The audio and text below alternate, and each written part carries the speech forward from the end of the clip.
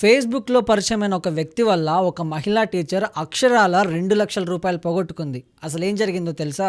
ఆమెకి 41 సంవత్సరాలు, ప్రకాశం జిల్లా. ఒక ప్రైవేట్ స్కూల్లో టీచర్గా పనిచేస్తుంది. లాస్ట్ ఇయర్ మెసెంజర్లో ఒక ఫోన్ కాల్ వచ్చింది. హలో, నా పేరు టోనీ విలియం, లండన్ నుంచి మాట్లాడుతున్నా. I like Indians. నేను చాలా ప్రొఫైల్స్ చూశాను, కానీ అందులో నీ ప్రొఫైలే నాకు నచ్చింది.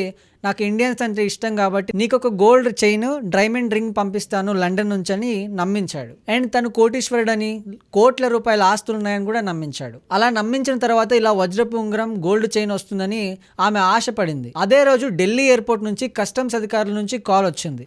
నిజంగా అక్కడ కస్టమ్స్ అధికారులే కాల్ చేశారంటే కాదు, ఆ మోసగాడు కాల్ చేశాడు. అలా కాల్ చేసి నీకు పార్సల్ వచ్చింది, ఆ పార్సల్లో డైమండ్ రింగ్, గోల్డ్ చైన్ ఉన్నాయి, అది నీకు ఇవ్వాలంటే IMF కావాలని చెప్పారు. అలా చేస్తేనే పార్సల్ అవుతుందని చెప్పి 2 లక్షల రూపాయలు డిమాండ్ చేశారు. అలా 2 లక్షల రూపాయలు పే చేసిన తర్వాత ఆ కాల్ చేస్తే నో రెస్పాన్స్, మెసేజ్ చేస్తే నో రెస్పాన్స్. ఇంకా మ్యాటర్ అర్థమైపోయింది. ఆ మహిళా టీచర్ పోలీస్ స్టేషన్కి వెళ్ళి కంప్లైంట్ ఇచ్చింది.